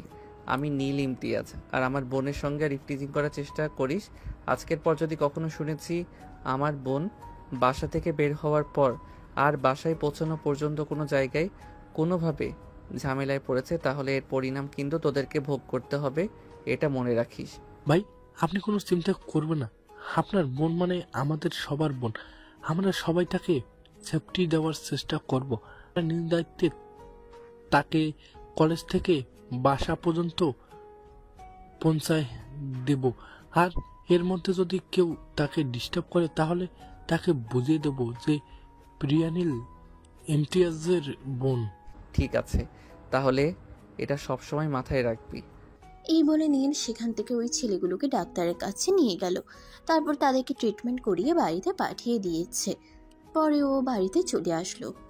অপরদিকে পরের দিন সকালবেলা যখন প্রিয়া কলেজে গেল, তখন সবগুলো ছেলে দৌড়ে এসে প্রিয়ার পায়ে পড়ে যায় আর প্রিয়ার পায়ে জড়িয়ে ধরে বলতে থাকে। প্রিয়া বোন আমার, আমাদেরকে ক্ষমা করে দাও। আমরা তোমার সঙ্গে এতদিন যা কিছু করেছি না জেনে করেছি, তুমি আমাদেরকে নিজের ভাই মনে করে ক্ষমা করে দাও। এখন থেকে তোমার প্রোটেক্টের ব্যবস্থা আমরা করব। আরে তোমরা কি করছো? তোমরা আমার পা জড়িয়ে ধরছো কেন? প্লিজ আমার পা ছাড়ো, দূরে গিয়ে কথা বলো। না বোন, তুমি আমাদেরকে যতক্ষণ এটা বলবে যে তুমি আমাদেরকে ক্ষমা করেছো, ততক্ষণ পর্যন্ত আমরা তোমার পা ছাড়বো না। তুমি আগে আমাদেরকে এটা বলো যে তুমি আমাদেরকে ক্ষমা করে দিবে, তাহলে আমরা তোমার পা ছেড়ে সরে দাঁড়াও। আর তা না হলে এখানেই তোমার পা জড়িয়ে ধরে থাকবো। প্লিজ বোন আমার, আমাদেরকে ক্ষমা করে দাও, আমরা বুঝতে পারিনি। আচ্ছা ঠিক আছে, যাও, আমি তোমাদের ক্ষমা করে দিলাম। তবে বলে দিলাম একটা কথা, আমি তোমাদেরকে বলে দিচ্ছি, আমার ভাইয়ের জন্য তোমরা আমাকে নিজের বোনের মনে করছো, কিন্তু ঠিক আছে, অন্য মেয়েদের সঙ্গে ঠিক ইপটিজিং করবে এটা কিন্তু আমি জানি না। তোমরা যেমন আমাকে নিজের বোন পরিচয় দিয়েছ, তেমন আমার মতো অন্য একটা মেয়েরও কিন্তু নিজের বোনের মতোই দেখতে হবে। কখনো কোনো মেয়ের সঙ্গে ইপটিজিং করতে পারবে না। ঠিক আছে বোন, তাই হবে। তুমি যা বলবে আমরা তাই করবো, কিন্তু তারপর তুমি আমাদেরকে ক্ষমা করে দাও। আচ্ছা ঠিক আছে, যাও, আমি তোমাদের ক্ষমা করে দিলাম। এবার আমার পথ থেকে সরে দাঁড়াও, আমার ক্লাসের টাইম হয়ে গেছে, ক্লাসে যেতে হবে। এই বলে ওই ছেলেগুলোর পাশ কাটিয়ে প্রিয়া নিজের রুমে চলে গেল। এদিকে 2 দিন কেটে গেল, নেহাকে নীল ফোন করে না। তখনই হঠাৎ নেহার কেমন যেন একটা ফিল হলো। নেহা মনে মনে ভাবতে লাগলো, ওই ছেলেটা কেন আজ 2 দিন ধরে আমাকে ফোন করছে না? তবে কি ছেলেটার কোনো সমস্যা হয়েছে নাকি? আমি নিজে একবার ফোন করে দেখি না কি হয়েছে। এই কথাটা মনে মনে ভেবে নেহা তখনই নীলের নাম্বারে ফোন দেয়। 2-3 বার রিং হওয়ার পরেই ফোনটা রিসিভ করে। কিন্তু ওই দিন ফোনটা রিসিভ করে প্রিয়া আসলে নীল নিজের মোবাইলটা রেখে বাড়ির বাইরে গিয়ে একটু কাজ করছিল। আর এদিকে ফোনটা বাজতেছে দেখে প্রিয়া এসে ফোনটা রিসিভ করে। হ্যালো, আসসালামু আলাইকুম, কে বলছেন? আমি নেহা বলছি। এই ফোনটা যার, সে কোথায়? ভাইয়ার তো বাড়ির বাইরে একটু কাজ আছে, কিন্তু আপনাকে তো চিনতে পারলাম না। ইনফ্যাক্ট এই নামে আমার ভাইয়ের পরিচিত কেউ আছে সেটাও তো আমার জানা নেই। তখনই নেহার মনে একটা দুষ্টু বুদ্ধি খেলে গেল। তখনই সে প্রিয়াকে উদ্দেশ্য করে বলতে লাগলো, ওমা তাই নাকি? তুমি আমাকে চিনতে পারোনি? আমি তোমার ভাইয়ার হবু বউ, মানে তোমার হবু ভাবি বলছি। ও, তার মানে আমার ধারণা ঠিক, ভাইয়া লুকিয়ে লুকিয়ে তোমার সঙ্গে কথা বলে। হ্যাঁ, তুমি একদম ঠিক কথাই বলেছো। তোমার ভাইয়া লুকিয়ে লুকিয়ে আমার সঙ্গে কথা বলে। আচ্ছা তুমি আমাকে একটা কথা বলো তো, তোমার ভাইয়া কি আসলেই মাস্তান? মানে আমি নীল ইমতিয়াজের কথা বলছি। হ্যাঁ একদমই তাই, কিন্তু তুমি কি আমার ভাইয়ার ব্যাপারে কোনো কিছু জানো নাকি? আই মিন তুমি যে কোনো কিছু না জেনে ভাইয়ার সঙ্গে সম্পর্ক করছো নাকি? না, আসলে সেই রকম কোনো ব্যাপার না। আমি তাহলে ফোনটা রাখছি। এই বলে ফোনটা কেটে দেয়। আর সে মনে মনে ভাবতে থাকে, তবে কি সত্যি সত্যি ইমতিয়াজের সঙ্গে কথা বলছিল এতদিন ধরে? যদি এই ছেলেটা সত্যি সত্যি নীল ইমতিয়াজ হয়ে থাকে তাহলে তো তার কপালটাই গেল। এই ছেলে তো 24 ঘন্টাই তার উপরে নজর রাখছে। তাহলে কি হতে চলেছে তার সঙ্গে? তো ভিউয়ার্স, চলুন কথা না বাড়িয়ে গল্পে ফিরে আসি। এদিকে নীল তার কাজ শেষ করে নিজের রুমে আসে। আর কখন এসে ফোনটা হাতে নেয়। ফোনটা হাতে নিয়েই দেখে নেহা তাকে ফোন করেছিল আর কেউ একজন রিসিভ করে কথা বলেছে। তখনই তার মনে অজানা এক ভয় কাজ করতে থাকে। কে এই ফোনটা রিসিভ করেছে আর কে নেহার সঙ্গে কথা বলেছে? এই কথার চিন্তা করতে করতে এসে তার বোন প্রিয়াকে নিজের রুমে ডেকে নিয়ে আর বলতে থাকে, আমার ফোনে কেউ একজন ফোন করেছিল। এই ফোনটা কে রিসিভ করেছে? তোমার ফোনে কে ফোন করছে আর কে রিসিভ করছে এটা আমি কি করে জানবো? তোমার ফোনটা সব সময় তোমার সঙ্গেই থাকে, তাহলে আমি এই কথা আমাকে কেন জিজ্ঞেস করছো? আমি আমার ফোনটা রুমে রেখে একটু বাড়ির বাইরে কাজ করতে গিয়েছিলাম। তখনই আমার ফোনে কেউ একজন ফোন করে, আর এই ফোনটা কেউ রিসিভ করেছে। আমাকে সত্যি কথা বলো, আমার মনে হয় ফোনটা তুই রিসিভ করেছিলি। আরে না ভাইয়া, একদমই নয়। আমি কেন তোমার ফোন রিসিভ করব? যা করতে যাব, আমি একদমই তোমার ফোন রিসিভ করিনি। তাহলে ফোনটা কে রিসিভ করেছে? আম্মু তো বাড়িতে নেই, আম্মু তো ছোট খালামণির বাড়িতে গেছে। তাহলে কি ভূতে এসে ফোনটা রিসিভ করেছে নাকি? এটা আমি কি করে বলবো? আমি এসব ব্যাপারে কোনো কিছুই জানি না। এই বলে প্রিয়া সেখান থেকে চলে গেল। আর এদিকে নীল বিছানার উপর বসে থেকে ভাবতে লাগলো কে কে নেহার ফোন রিসিভ করেছিল। এসব কথা ভাবতে ভাবতে নীল আবারও নেহার নাম্বারে ফোন দেয়। কয়েকবার ফোন হওয়ার পর নেহা ফোনটা রিসিভ করে আর বলতে থাকে, কি ব্যাপার, আপনি আমাকে ফোন করেছেন কেন? কেন, ভালোবাসার মানুষটাকে ফোন করতে কারণ লাগে নাকি? দেখুন, আমি আপনার ভালোবাসার মানুষ নই, আর আপনার ভালোবাসার মানুষ হওয়ার কোনো ইচ্ছেও আমার নেই। আপনার মতো মাস্তান কোনোদিনও কোনো মেয়ের ভালোবাসার মানুষ হতে পারে না, আর আপনার মতো মাস্তানকে কোনো মেয়ে কোনোদিনও নিজের ভালোবাসার মানুষ বানাতেও চাইবে না। আপনি প্লিজ আমার জীবন থেকে সরে যান। আমার জীবনটা অনেক সুন্দর, আমি আমার এই সুন্দর জীবনটাকে নরকে পরিণত করতে চাই না। এই বলে নেহা ফোনটা কেটে দেয়। তারপর চলে গেল বেশ কিছুদিন। এদিকে দেখতে দেখতে নেহার অনার্স ফাইনাল ইয়ারের পরীক্ষা শুরু হতে চলেছে। কিন্তু নেহার এবারের পরীক্ষার প্রস্তুতি খুব একটা ভালো নয়। এইসব চিন্তা করতে করতেই নেহা বাসার ছাদে দাঁড়িয়ে সিগারেট খাচ্ছে। তখনই হঠাৎ ফোনটা বেজে ওঠে। নেহা মোবাইলটা হাতে নিয়ে দেখে নীল ফোন করেছে। আর এদিকে নেহার এমন মেজাজ খারাপ হচ্ছে, এটা বলে বোঝানোর মতো না। একটা মানুষকে বারবার অ্যাভয়েড করার পরও কেন ছ্যাঁচড়াইয়ের পেছনে পড়ে আছে। এইসব চিন্তা করতে করতে নেহা ফোনটা রিসিভ করে, আর ফোনটা রিসিভ করতেই অপর প্রান্ত থেকে নীল বলতে থাকে, কি ব্যাপার সুইটহার্ট, ফোন রিসিভ করতে এত দেরি করলে কেন? আমার ইচ্ছে হয়েছে তাই। আর আমি কেন ফোন দেরিতে রিসিভ করেছি সেটার কৈফিয়ত কি আমি আপনাকে দিতে হবে নাকি? এভাবে কেন বলছো? ভালোবাসার মানুষের সাথে কেউ এভাবে কথা বলে না জান। ভালোবাসার মানুষকে ভালোবেসে কথা বলতে হয়। যাই হোক, আমার মনে হয় তুমি স্মোক করছিলে। হ্যাঁ, আমি স্মোকিং করি, তাতে কি? আপনার কোনো সমস্যা আছে? সমস্যা থাকলে আপনি আমাকে ফোন করবেন না। তোমার নিঃশ্বাস এই শব্দ শুনে বুঝতে পারছিলাম তুমি স্মোক করছো। তুমি স্মোক করো, তাতে আমার কোনো সমস্যা নেই, কিন্তু আমার কাছে যখন থাকবে তখন কিন্তু এসব করা একদম চলবে না। তুমি যখন আমার কাছে চলে আসবে তখন তোমাকে এসব স্মোক করা ছেড়ে দিতে হবে। আপনার কাছে তো আমি যাচ্ছি না, তাহলে স্মোক করা ছাড়ার কথা আসছে কোথা থেকে? তোমাকে আসতে হবে না, আমি নিজে গিয়ে তোমাকে নিয়ে আসবো জান। আচ্ছা যাই হোক, বাদ দাও ওসব কথা। আমি শুনলাম আগামীকাল থেকে নাকি তোমার ভার্সিটির এক্সাম, তো এক্সাম প্রিপারেশন কেমন নিয়েছো? আমার এক্সামের প্রিপারেশন যাই হোক না কেন, সেটা জেনে তো আপনার কোনো লাভ নেই। ওমা, তুমি আমার সঙ্গে এভাবে কেন কথা বলছো?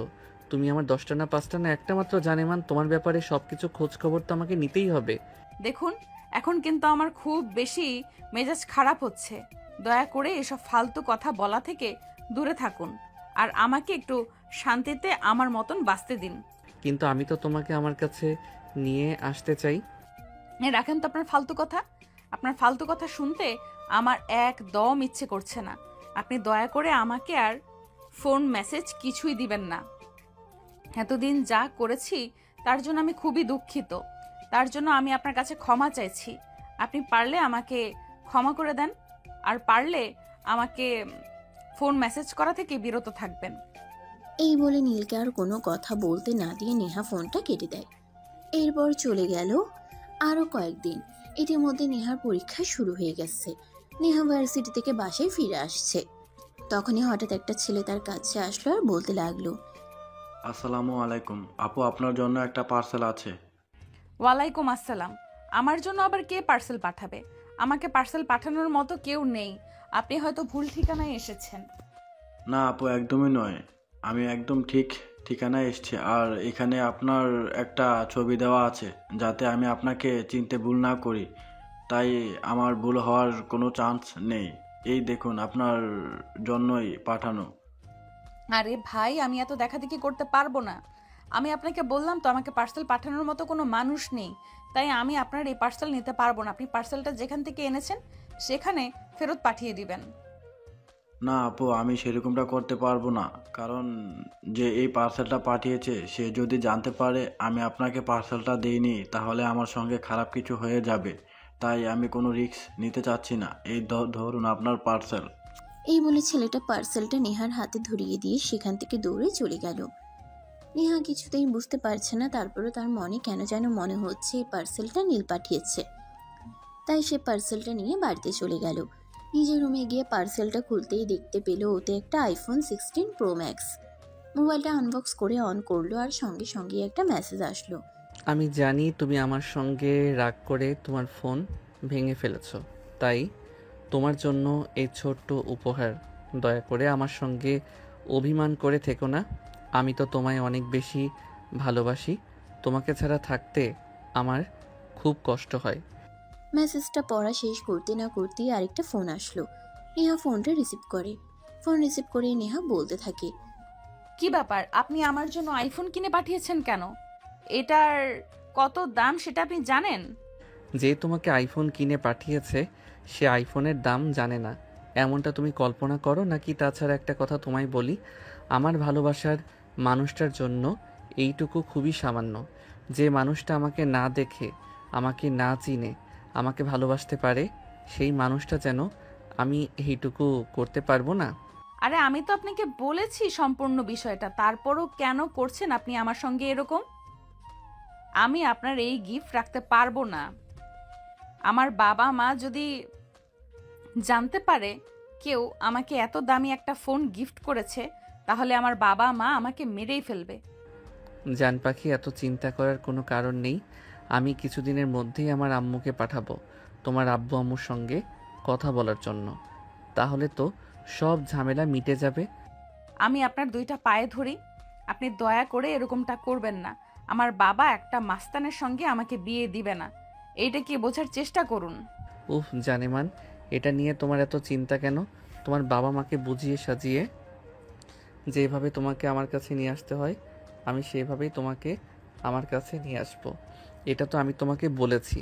তুমি প্লিজ টেনশন করো না, নিজের শরীর স্বাস্থ্য খারাপ করো না।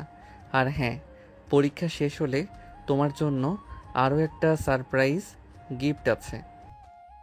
আমি আপনার কোনো সারপ্রাইজ গিফট চাই না।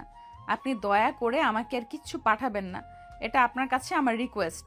তুমি বললেই তো হবে না জান পাখি। তুমি আমার 10টা না 5টা না, একটা মাত্র জান পাখি।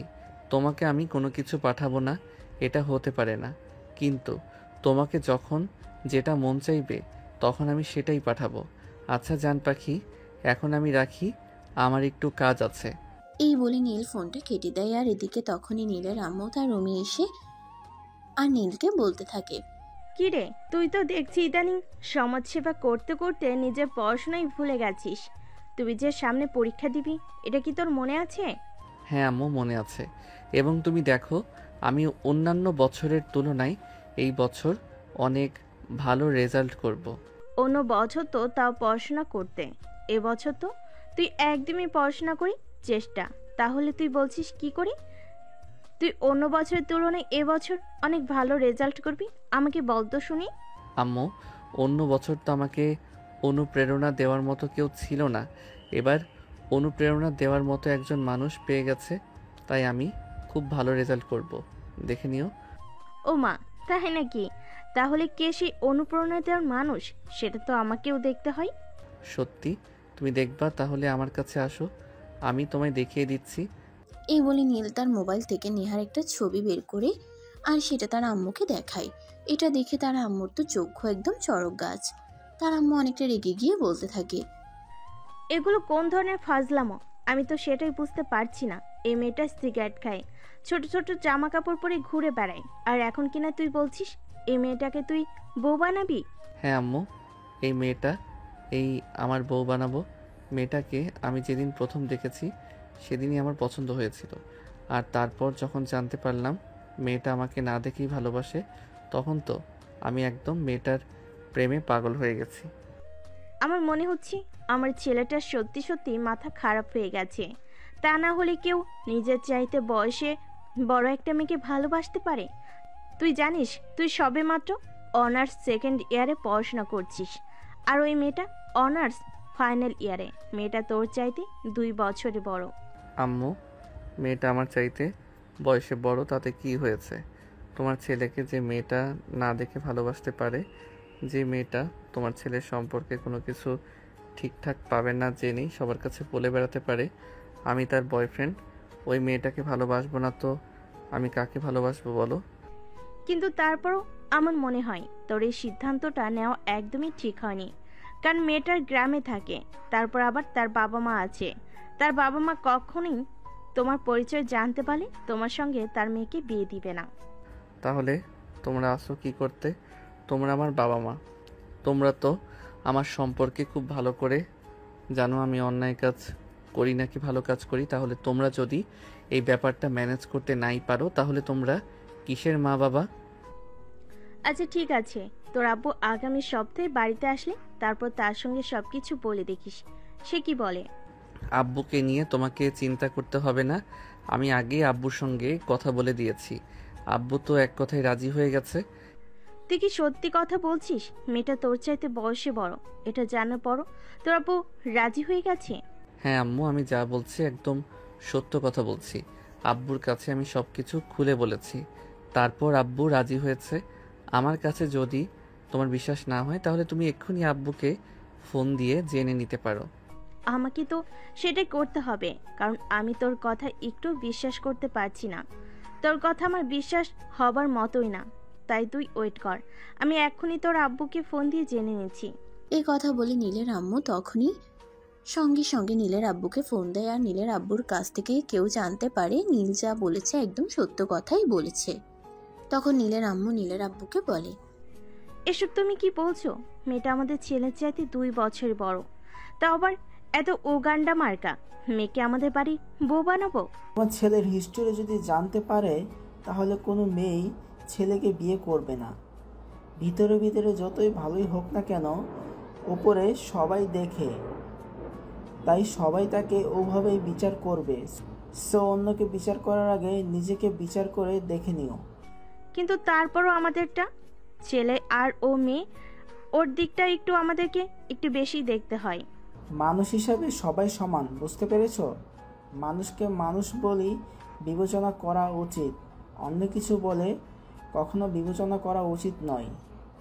যাই হোক, আমি আগামী সপ্তাহে দেশে আসছি, আর তুমি নীলকে বলে দিও আমি দেশে এসে ওর বিয়ের ব্যাপারে কথা বলবো। এই বলে নীলের আব্বু ফোনটা কেটে দেয়। আর এদিকে এই কথা শুনে নীলের মন যেন খুশিতে নেচে ওঠে। তখনই সে তার আম্মুর কাছ থেকে একটু দূরে চলে যায় আর নেহাকে ফোন দেয়। মাই ডিয়ার সুইটহার্ট, তোমার জন্য একটা খুশির খবর আছে। আমার জন্য আপনি আবার কি খুশির খবর দিবেন?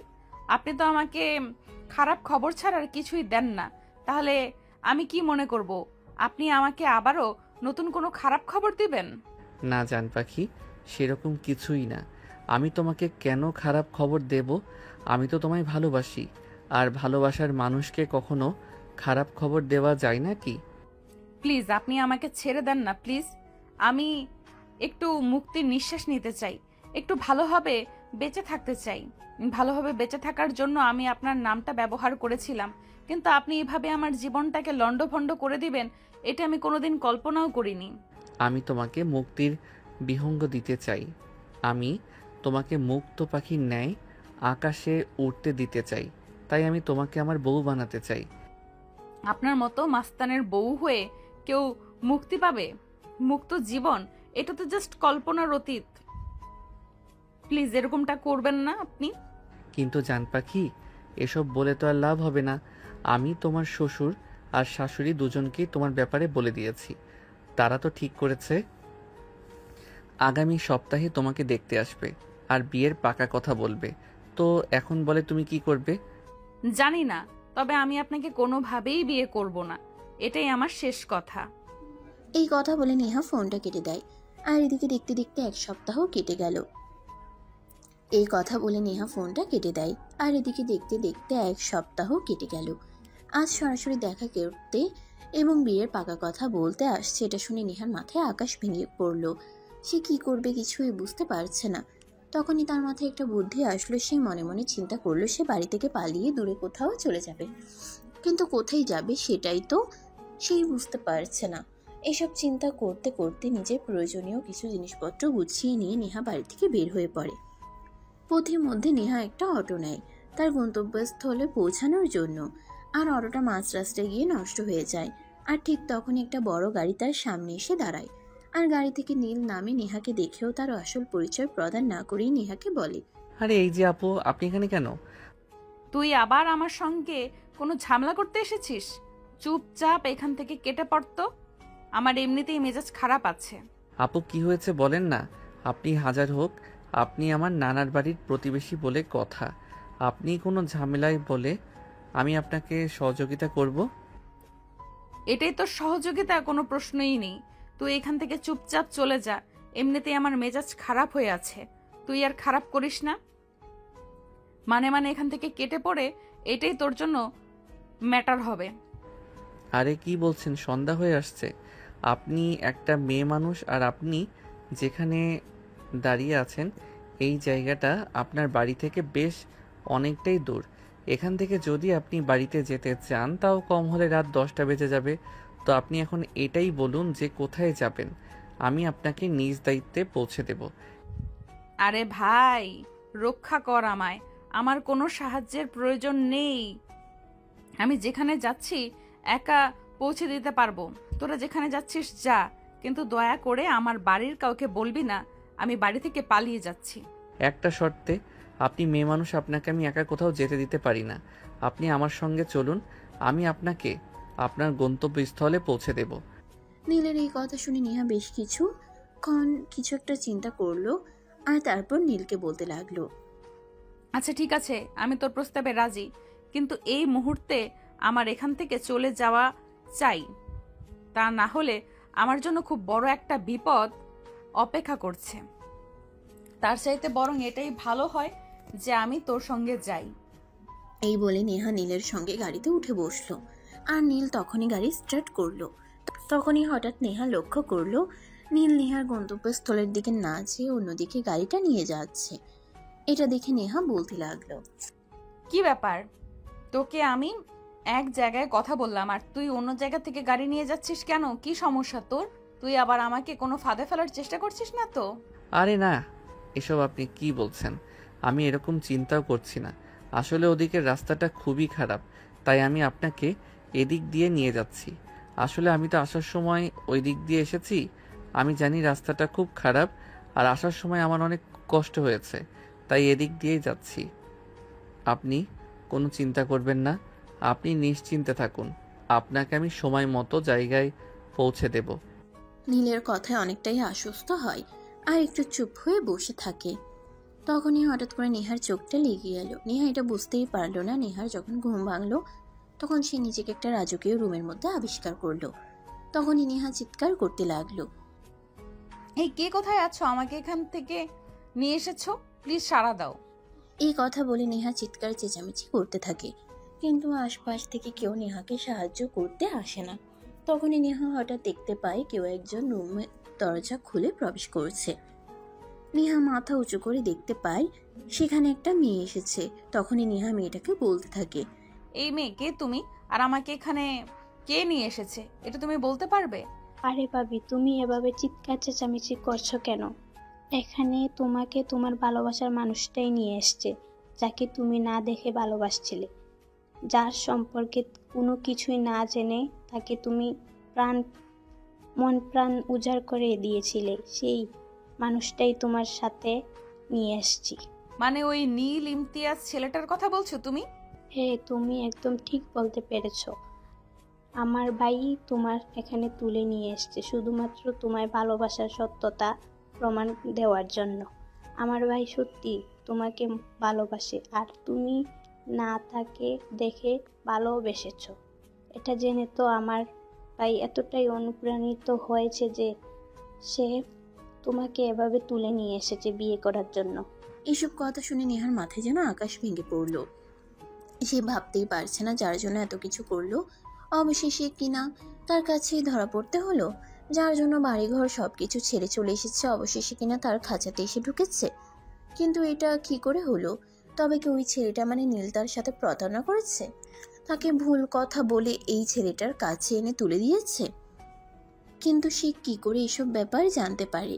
এই সবই চিন্তা করছিল নেহা। তখনই প্রিয়া নেহাকে উদ্দেশ্য করে বলতে লাগলো, ভাবি, ভাইয়া বলল তুমি নাকি গতকাল থেকে কিছু খাচ্ছ না, তাই আমাকে বলল তুমি ঘুম থেকে উঠলে তোমার খাবারটা দিয়ে যেতে বলল। তুমি কি খাবে না আমি তোমার জন্য বানিয়ে নিয়ে আসি? আমি কিছুই খাবো না, আমি এখান থেকে চলে যেতে চাই। প্লিজ আমাকে এখান থেকে চলে যাওয়ার ব্যবস্থা করে দাও। তুমি তো একটা মেয়ে হয়ে আর একটা মেয়ের সর্বনাশ হবে এটা তুমি বসে বসে দেখবে? তুমি তো জানোই তোমার ভাইয়া কেমন মানুষ। প্লিজ তুমি আমাকে এখান থেকে পালিয়ে যেতে সহযোগিতা করো। আমার ভাইয়ের মতো মানুষকে নিজের জীবন সঙ্গী হিসাবে পেতে চলছো, তাতে তুমি খুশি না? বরঞ্চ আমাকে একটা বলছো তুমি এখান থেকে পালিয়ে যাবে আর আমি তোমাকে সাহায্য করতে। হ্যাঁ, নয়তো কি করব? তোমার ভাইয়া তো একটা গুন্ডা মাস্তান। তোমার ভাইয়ের মতো ছেলেকে কখনো ভালোবেসে বিয়ে করা যায় নাকি? তোমার কথা শুনে তো আমার মনে হচ্ছে তুমি আসলেই আমার ভাইয়ের সম্পর্কে কিছুই জানো না। তোমার ভাইয়া একটা গুন্ডা মাস্তান, শহরে তার রাজত্ব চলে, এর বেশি আর কি জানা চাই আমার? ও, এই ব্যাপার তাহলে। এতক্ষণে আমি বুঝতে পেরেছি। তুমি শুধু আমার ভাইয়ার বাহিরের রূপটা দেখে যাও, ভিতরের রূপটা একটু দেখে নিও, তাই এভাবে কথা বলা যায়। যাই হোক, তুমি যেখান থেকেই থাকো, ভাইয়া একটু বাইরে গেছে, হয়তো কিছুক্ষণের মধ্যেই চলে আসবে। এই বলে প্রিয়া সেখান থেকে বের হয়ে চলে গেল। আর এদিকে ঠিক তখনই নীলের আম্মু নেহা যে রুমে আটকা ছিল ওই রুমে আসে। নেহা ওনাকে দেখিয়ে চিৎকার করে বলতে থাকে, এই যে শোনেন, আপনি আমাদের পাশের বাড়ির ওই বুড়ো লোকটার মেয়ে না, যার শহরে বিয়ে হয়েছে? তুমি বুড়ো লোকের মেয়ে কাকে বলছো? আমি তোমার শাশুড়ি মা, আমাকে আম্মু বলে ডাকো। আর ওই বদমাইশটার সঙ্গে তো দেখেছি আপনাদের মাথা খারাপ হয়ে গেছে। এসব কি বলছেন? ওই ছেলেটা আমাকে এখানে তুলে এনেছে, আর আপনি কিনা বলছেন আপনি আমার শাশুড়ি মা? নীল ইমতিয়াজ যদি আমাকে এখানে তুলে এনে থাকে, তাহলে আপনি আমার শাশুড়ি মা হন কিভাবে? আমি তো এটাই বুঝতে পারছি না। হ্যাঁ, আমি জানি তুমি এটা বুঝতে পারবে না, তাই আমি তোমাকে সহজ করে বলছি। আমার ছেলে যখন গ্রামের বাড়িতে গিয়েছিল, তখনই তোমার সঙ্গে পরিচয় হয়। আর সে কোনোভাবে জানতে পারে তুমি সবার সঙ্গে বলে বেড়াও যে নীল ইমতিয়াজ তোমার বয়ফ্রেন্ড, কিন্তু তুমি জানতেই না তোমার সামনে দাঁড়িয়েছিল নীল ইমতিয়াজ। তারপর আমার ছেলে তোমার ব্যাপারে আরও অনেক খোঁজ খবর নেয়। আমার ছেলে খোঁজ খবর নিয়ে জানতে পারে যে তুমি সত্যি আমার ছেলের নাম বলে মানুষকে ভয় দেখাও, আরও অনেক কিছু। তখনই আমার ছেলে মনে মনে ফোন করে, তোমাকে একবার একটু চেক করে দেখবে, আর তার জন্যই তোমাকে ফেসবুকে নাম দেয়। আর তারপরে আমাদের পাড়ার একজনের কাছ থেকে তোমার মোবাইল নাম্বার নেয়, আর তোমার সঙ্গে কথা বলা কন্টিনিউ করতে থাকে।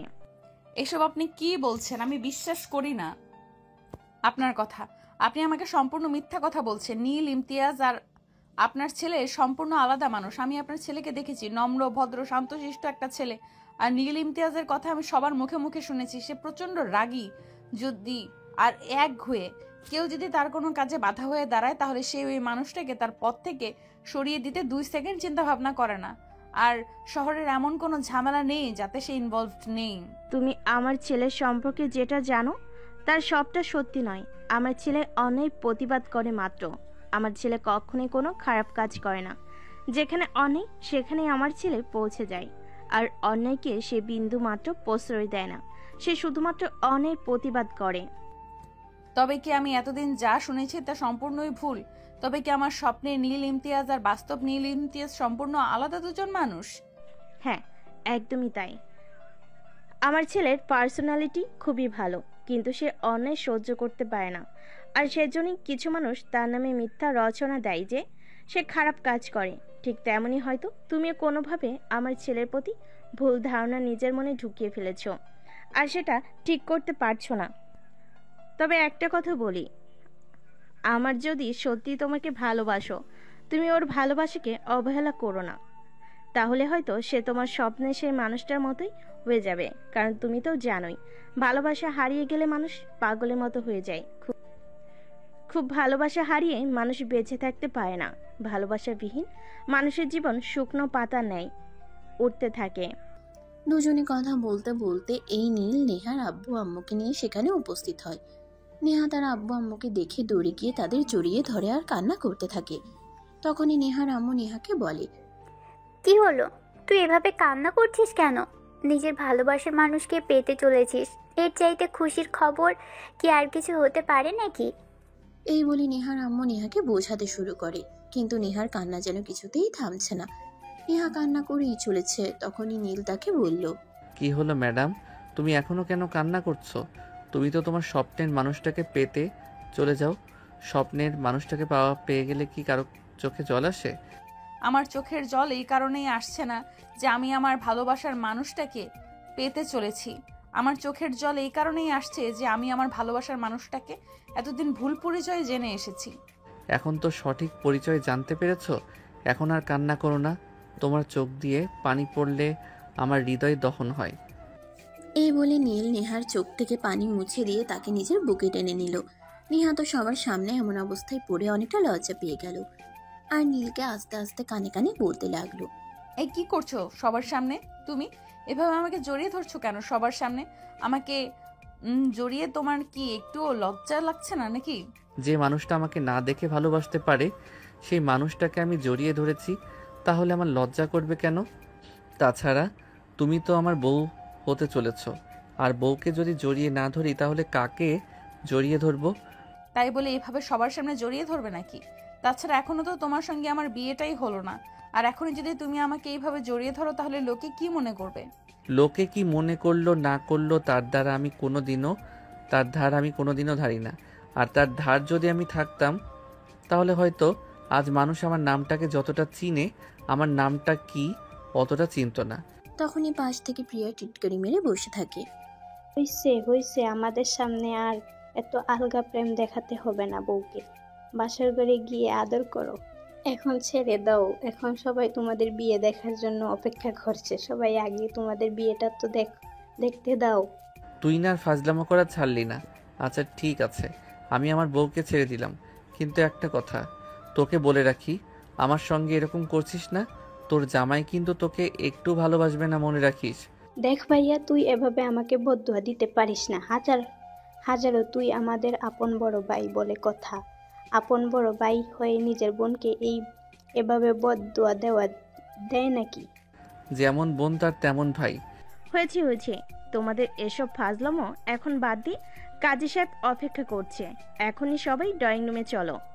এই বলে নীলের আব্বু আম্মু আর নেহার আব্বু আম্মু নীল আর নেহাকে নিয়ে ড্রয়িং রুমে চলে আসে। এদিকে কাজী সাহেব তো অনেকক্ষণ আগেই লেখাপড়ার কাজ শেষ করে বসে আছেন। নীল আর নেহাকে নিয়ে আসতেই তিনি রেজিস্ট্রি পেপারে সাইন করিয়ে দিলেন আর নীলের আব্বুকে উদ্দেশ্য করে বলতে লাগলেন, দেখুন মিস্টার চৌধুরী, আপনার ছেলের বিয়েটা এইভাবে হয়ে যাবে সেটা কিন্তু আমরা কোনোদিনও কল্পনা করিনি। আমরা তো ভেবেছিলাম বিশাল জাঁকজমকভাবে অনুষ্ঠান করে আপনার ছেলের বিয়ে দেখবেন, আর আমরা সেখানে কবজি ডুবিয়ে খাবো। এটা নিয়ে কোনো চিন্তা করবেন না, আমার ছেলের বিয়ে বলে কথা। শহরের সবচেয়ে কমিউনিটি সেন্টার বিয়ে পড়াবো এবং শহরের সবাইকে দাওয়াত করে খাওয়াবো। তাহলে তো আলহামদুলিল্লাহ, আর কোনো চিন্তাই নেই, অনেকদিন পর বড় একটা দাওয়াত খেতে পারবো। হ্যাঁ একদমই তাই, চিন্তা করবেন না, আমার ছেলের বিয়ে বলে কথা। অনুষ্ঠান করব যে সবাই কয়েকশো বছর মনে রাখবে। তাহলে সেই দিনটা যেন খুব বেশি দেরিতে না হয়, তাড়াতাড়ি যেন আমরা সেই দিনটা দেখতে পাই। এবং আপনার পুত্র এবং পুত্রবধূর জন্য অনেক দোয়া আর শুভকামনা রইল। তাদের ভবিষ্যতের জীবনে অনেক সুখী আর সুন্দর হোক। এই বলে কাজী সাহেব নিজের ফিস বুঝে নিয়ে সেখান থেকে চলে গেলেন। আর এদিকে তখনই নীলের আব্বু নীলকে বলতে লাগলো, এটার জন্য কিন্তু আমরা সত্যি একদম প্রস্তুত ছিলাম না। তুমি আমার ছেলে আর তোমার বিয়ে বলে কথা, শহরের সবাই কত আনন্দ উল্লাস করে। তাছাড়া শুধু শহরের মানুষ বললে তো ভুল হবে, দেশের বাইরে আমার কত বন্ধুবান্ধব আত্মীয় স্বজন আছে, তারাও সবাই এই বিয়েতে উপস্থিতি থাকবে। বিয়েটা হয়ে গেছে তো কি হয়েছে, রিসেপশনের অনুষ্ঠান তো বড় করে আমরা করতেই পারি। তবে একটা কথা কি জানো, ভাগ্যে যা লেখা থাকে তা হবেই। আমি ওকে ভেবেছিলাম এভাবে বিয়েটা করব, আমিও তো কোনোদিন ভাবিনি, যা হওয়ার তা হয়ে গেছে। এটা নিয়ে তো আর এখন মন খারাপ করে কোনো লাভ নেই।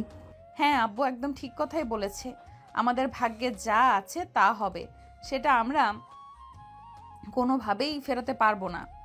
হ্যাঁ বৌমা, তাই চলো এখন সবাই ডিনার টেবিলে সবাই একসঙ্গে বসে রাতের খাবারটা খাবো, তারপর তোমরা তোমাদের নতুন জীবন শুরু করবে। আমি ততক্ষণে ওনাদের কটেজের লোকজনকে ফোন করে বলে দিয়েছি, তারা তোমাদের জন্য বাসর ঘর অ্যারেঞ্জ করবে। বাসর ঘরের কথাটা শুনতেই অনেকটা লজ্জা পেয়ে গেল আর মাথাটা নিচু করে নিল। নীল তখনই নেহার হাতটা ধরে ডিনার টেবিলে নিয়ে গেল আর তারপর সবাই একসাথে বসে অনেক মজা করে ডিনারটা সেরে নিল। এদিকে নীল আর নেহার জন্য বাসর ঘর রেডি করা হয়ে গেছে। প্রিয়া রুমের ভিতর বসে আছে। নীল আর নেহা রুমে প্রবেশ করতেই প্রিয়া বলতে লাগলো, ভাইয়া আমাকে 10,000 টাকা দিতে হবে, তা না হলে আমি এখান থেকে কোনোভাবেই বের হব না। আজ তোমাদের বাসরটাও করতে দেব না। এগুলো কেমন ধরনের কথা? তুই আমার বোন, আর বোন হয়ে ভাইকে এসব কথা বলছিস? তোর একটু লজ্জা করছে না? চুপচাপ এখান থেকে বের হয়ে চলে যা বলছি। আরে তুমি ওর সঙ্গে এরকম কেন করছো? ও তোমার ছোট বোন, তাই বলে তো তোমার সঙ্গে একটু মজা করতে এসেছে। দিয়ে দাও ওকে ওর টাকা। ওর টাকা নিয়ে চলে যাক, আর তারপর আমরা আমাদের ভালোবাসার মুহূর্তগুলো শুরু করি। নেহার এই কথা শুনে নীল সঙ্গে সঙ্গেই পকেট থেকে 1000 টাকার কয়েকটা নোট বের করে প্রিয়ার হাতে তুলে দিল। আর প্রিয়া টাকাগুলো পেয়ে খুশি মনে সেখান থেকে চলে গেল। আর তখনই নীল ঘরের দরজাটা আটকে দেয়। যেই না সে নেহার কাছে আসতে যাবে তখনই নেহা তাকে বলতে থাকে, আগে এই একদম নয়, একদম আমার কাছে আসবে না, আগে অজু করে আসো, দুজনে মিলে 2 রাকাত নফল নামাজ আদায় করব, তারপরে যা করার করব। কিন্তু বউ, আমার তো আর তারা সইছে না। এত সাধনার পর তোমাকে পেলাম, এখন কি তোমাকে দূরে রাখতে মন চাই নাকি? আমার তো মন চাইছে এক্ষুনি তোমায় আদর করি। তোমার এই লাজুক চেহারা, তোমার মিষ্টি হাসি, সব কিছুই আমাকে টানছে। খবরদার, একদম উল্টাপাল্টা কোনো কথা বলবে না, যেটা বলেছি সেটাই হবে। চলো অজু করে আসো। এই বলে নীল আর নেহা দুজনে অজু করতে চলে গেল। তারপর দুজনে মিলে 2 রাকাত নফল নামাজ আদায় করে নিল আর আল্লাহর দরবারে তাদের নতুন জীবনের জন্য অনেক অনেক দোয়া চাইল। নামাজ শেষ হওয়া মাত্রই নীল নেহাকে নিজের কোলে তুলে নেয়। এটা দেখে নেহা বলতে থাকে, এই কি করছো তুমি? তুমি আমাকে কোলে নিয়েছো কেন? আমি তো পড়ে যাব, আর পড়ে গেলে তো আমার কোমর একদম ভেঙে যাবে। আমাকে দেখে কি তোমার পুরুষ মনে হয় নাকি অন্য কিছু, যে তোমাকে কোলে নেওয়ার শক্তিটুকু আমার শরীরে নেই? ওমা, আমি কি তাই বললাম নাকি? আমি তো এইটুকুই বললাম যে আমি শুনেছি তুমি কোনোদিন প্রেম করনি, প্রেমিকাও তো হয়নি। এই প্রথমবার নিজের ভালোবাসার মানুষটিকে কোলে নিলে সামলাতে পারবে তো, তাই বললাম। ভালোবাসার মানুষের ওজন যদি 300 কেজিও হয়, তবুও বিপরীত প্রান্তের মানুষটার কাছে তার ওজন 1 বস্তা তুলোর সমান হয়। সো কোনো কথা নয়। এই বলে নীল নেহাকে নিয়ে বিছানায় চলে আসে আর তখনই রুমের লাইটটা অফ করে দেয়। এটা দেখে নেহা বলতে থাকে, কি করছো তুমি? রুমের লাইট অফ করছো কেন? আমি আমার বউটাকে আদর করব, এটা আমার রুমের আসবাবপত্রগুলো দেখে ফেলবে না? আমার বউ আমার ব্যক্তিগত জিনিস, আমার বউকে আমি আদর করব, এটা অন্য কেউ কেন দেখবে? ওমা, তাই বুঝি? হ্যাঁ গো, তাই। আমার ভালোবাসার মানুষটা শুধুমাত্রই আমার, তার সব কিছু দেখার অধিকার আমার রয়েছে, অন্য কারোর নেই। এই বলে নীল নেহাকে নিয়ে সুখের রাজার রাজত্ব করতে চলে যায়। এরপর চলে গেল দীর্ঘ 3 বছর। নেহা রান্নাঘরে কাজ করছে, তখনই বেডরুম থেকে নীল নেহাকে ডাক দেয়, এই নেহা, নেহা কোথায় তুমি? তাড়াতাড়ি একবার রুমে আসো। আমি এখন রুমে আসতে পারবো না, আমার রান্নাঘরে অনেক কাজ পড়ে আছে। তুমি তো জানোই শাশুড়ি আম্মু কয়েকদিনের জন্য দেশের বাইরে গেছে, তাই এখন বাসার সব কাজ আমাকেই একা হাতে সামাল দিতে হয়। তাই রুমে বসে বসে অযথাই প্যাচাল করবে না, একদম বলে দিলাম। আরে বাবা, আমি তোমার সঙ্গে প্যাচাল করতে কেন যাব? তুমি একবার রুমে আসো, তারপর তো আমাকে বলো আমি তোমাকে কেন ডাকছে, কিন্তু তুমি সেটা না করে ওখান থেকেই বলছো আসতে পারবে না। প্লিজ তাড়াতাড়ি একটু রুমে আসো। তুমি এত কথা কেন বলছো বলো তো? আমি তো তোমাকে একবার বললাম আমি রুমে আসতে পারবো না, আমি এখানে কাজ করছি। একটা মেয়ে তোমার কাছে দিয়ে এলাম, আর তুমি ওইটাকে সামলাতে পারছো না? আরে ভাই, মেয়ে সামলানোটা বড় ব্যাপার নয়। তোমার মেয়ে কি করেছো? এই কথা শুনে নেহা রান্নাঘরের কাজ একটু গুছিয়ে রেখে রুমে আসে। আর রুমে এসে দেখতে পাই তার মেয়ে নিশিতা রুমে সবকিছু একদম এলোমেলো করে ফেলেছে। এটা দেখে নেহার মেজাজ অনেকটাই খারাপ হয়ে যায় আর সেই নীলকে উদ্দেশ্য করে বলতে থাকে, এসব কি করে হলো? আমি তো একটু আগে সবকিছু গুছিয়ে রেখে তারপর রান্নার কাজ করতে গেলাম, আর রান্নাঘরে যাওয়া মাত্র সব কিছু এমন অবস্থা কিভাবে হলো? তুমি এরকম কেন বলো তো? আমি কিছু সামলাতে পারবো না। তোমার মেয়ে সব কিছু করেছে, এখন তোমাকে সবকিছু সামলাতে হবে, কারণ আমি তোমাকে আমার মেয়ের দেখাশোনা করার জন্য এখানে রেখে গিয়েছিলাম, কিন্তু তুমি সেটা না করে ঘুমিয়ে পড়েছো, তাই এর জন্য তো পানিশমেন্ট তোমাকে পেতেই হবে। নীল তখন আর কোনো উপায় অন্তর না দেখে বাধ্য হয়ে সবকিছু গুছিয়ে নিল। সবকিছু গোছানো শেষ হতেই নীল বিছানার দিকে তাকিয়ে দেখলো নেহা নিশিতাকে নিয়ে ঘুমিয়ে পড়েছে। তখনই নীল আস্তে করে নেহার পাশে গিয়ে শুয়ে পড়ল। নেহার শরীরে হাত দেওয়া মাত্রই নেহার ঘুমটা ভেঙে গেল আর নেহা বলতে লাগলো, এই কি করছো এসব? এই না, একদম নয়। আমার রান্নাঘরে অনেক কাজ পড়ে আছে, আমাকে রান্নাঘরের কাজ শেষ করতে দাও। কিন্তু কে শুনে কার কথা? নীল তার কোনো কথা না শুনে তার ঠোঁট দুটো নিজের দখলে নিয়ে নেয় আর ইচ্ছে মতো কিস করতে থাকে। আর এভাবে কিছুক্ষণের মধ্যেই দুজন ভালোবাসার মহাসমুদ্রে ডুবে যায়। সুপ্রিয় ভিউয়ার্স, আমাদের আজকের গল্পটা এই পর্যন্তই ছিল। গল্পটা আপনাদের কাছে কেমন লেগেছে নিশ্চয়ই ছোট্ট একটা কমেন্টে জানাবেন। আপনাদের ছোট্ট একটা কমেন্ট আমাদের নতুন একটা ভালোবাসার গল্প লিখতে উৎসাহিত করে। সবাই ভালো থাকবেন, সুস্থ থাকবেন।